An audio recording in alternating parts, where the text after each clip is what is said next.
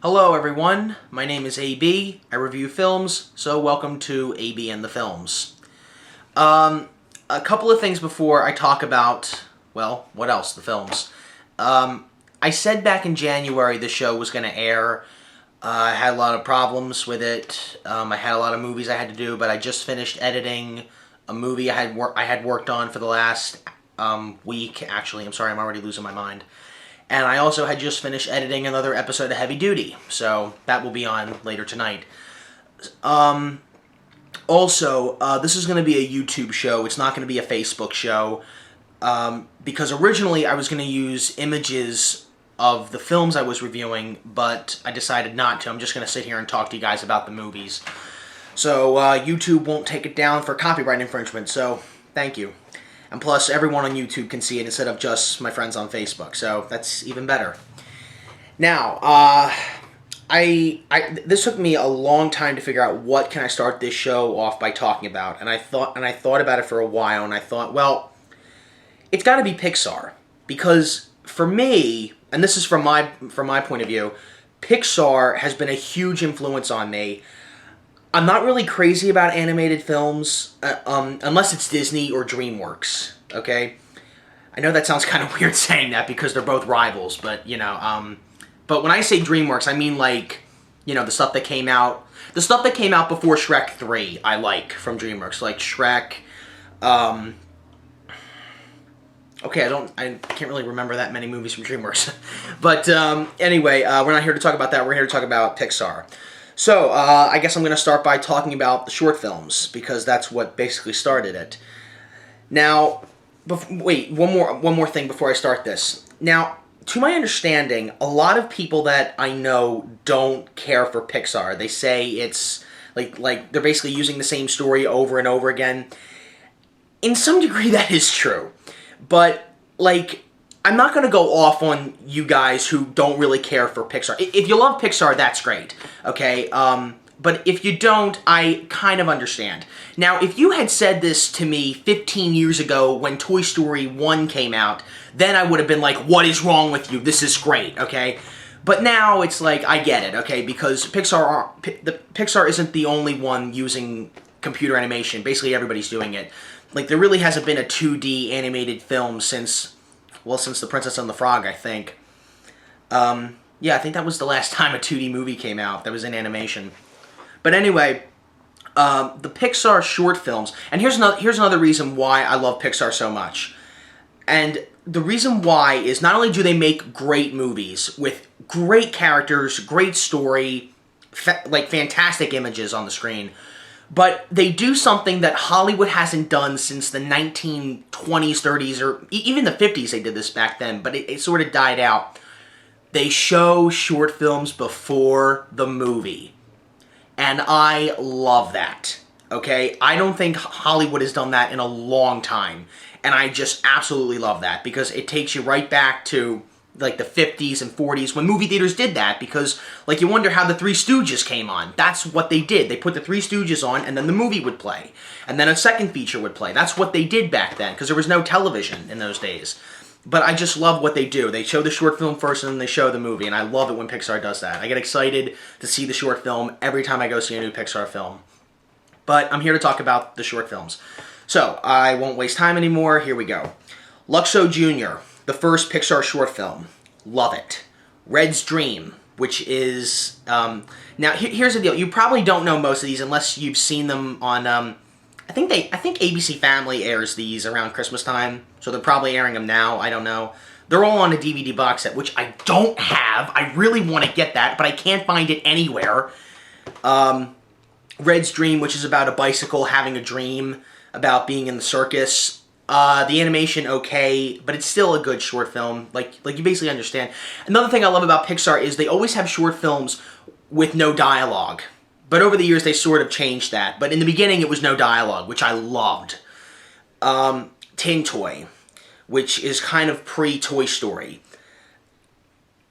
Okay, Knick Knack. Love that one. I'm sure you guys have all seen that. It came on before Finding Nemo about the snowman trying to get out of the snow globe. That is the best one in my opinion. That is the best one. Jerry's Game.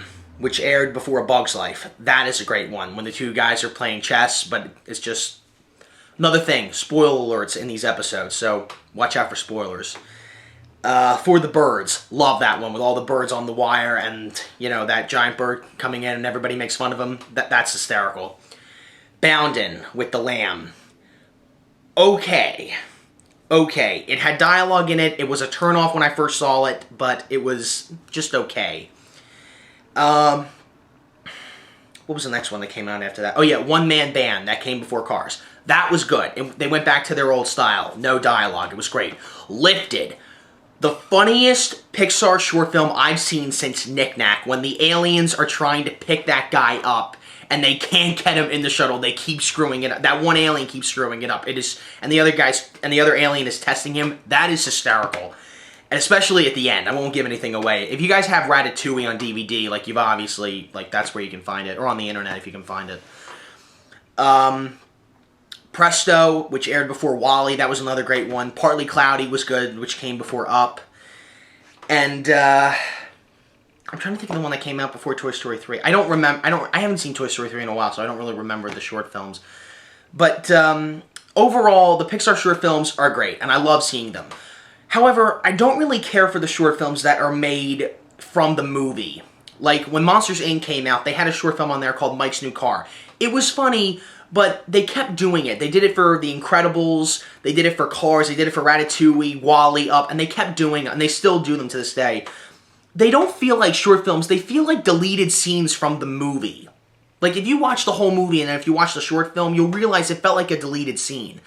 And, you know, it just does, it never really brings anything. The only funny one that I found really good was Mike's New Car from Monsters, Inc. That was good. When Sully keeps, like playing around with the car, it's funny.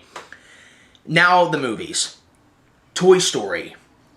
That movie will go down in history because it was considered the first, well, actually, it's not considered, it was, and it still is, the first ever computer animated film full-length feature. Okay? That was a huge accomplishment back then because everybody was comparing that to, like, Snow White and the Seven Dwarfs all over again, because Snow White was the first full-length animated film ever made. Toy Story was the first computer animated film ever made. So that was a big thing back then when Toy Story came out. So I love Toy Story. I have all the films. They're right behind the camera. I can't really show it to him because they're all over the place. Some I have on VHS, some I have on DVD, but they're all back there. I own all the Pixar films. Second one, A Bug's Life. That is still considered to be my favorite Pixar film out of all 12 films. Well, so far they have 12. But that is my favorite one. Why? Because I can't really tell you why. I mean, like, a lot more characters are in that film since Toy Story, so it was really complicated for them. But I just love the beauty in that movie from a bug's point of view, because everything that we see that is, like, microscopic size is so big to them, and it's breathtaking to see the images on there. Love the story. I love Hopper. Hopper might be one of the best villains that Pixar's ever come up with so far.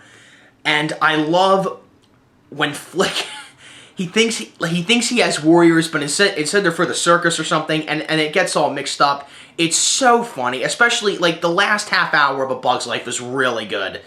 It's really well for an animated movie. It's really well done. Toy Story 2.